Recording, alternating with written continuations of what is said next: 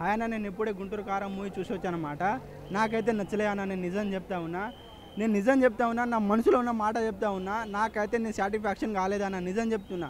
ఎందుకంటే మహేష్ బాబు ఏదైనా స్టోరీ తీసుకుంటే మాత్రం తను మ్యాచ్ అయ్యే పర్ఫెక్ట్ స్టోరీ తీసుకుంటారు. కానీ ఈ మూవీ ఎందుకు తీసుకున్నాడో పైసల కోసం తీసుకున్నాడా, లేకపోతే చేయాలని తీసుకున్నాడా, లేకపోతే త్రివిక్రమ్ తోటి ఇట్లా చేస్తేనే బాగుంటుందని తీసుకున్నాడో తెలియదు. కానీ నాకైతే నచ్చలేదన్న.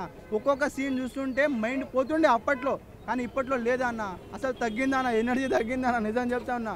సర్కార్ వారి పాట మూవీ ఎట్లా ఉందన్న? Block buster. తగ్గలేదు. త్రివిక్రమ్ గారు రాసే కథనంలో కొంచెం తగ్గింది అంతే. మహేష్ బాబు అయితే పవర్ ఏం తగ్గలేదు. మహేష్ బాబు ఎలా ఉన్నాడో అలానే ఉన్నారు. కథలో కొంచెం సారాంశంలో కొంచెం రావడంలో కొంచెం పంచు డైలాగులు కానీ అవి కొంచెం తగ్గినాయి. కాకపోతే ఫ్యామిలీ పరంగా మూవీ చూడవచ్చు, బాగుంది. మూవీ అయితే బాగుంది, పర్వాలేదు. కామెడీ కానీ ఏమి కానీ అన్నీ బాగుంది.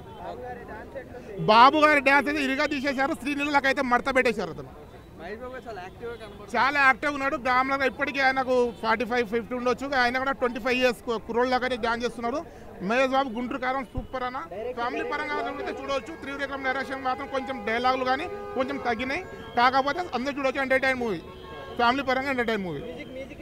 మ్యూజిక్ బాగుంది, సూపర్ హిట్, సూపర్. జై మహేష్ బాబు.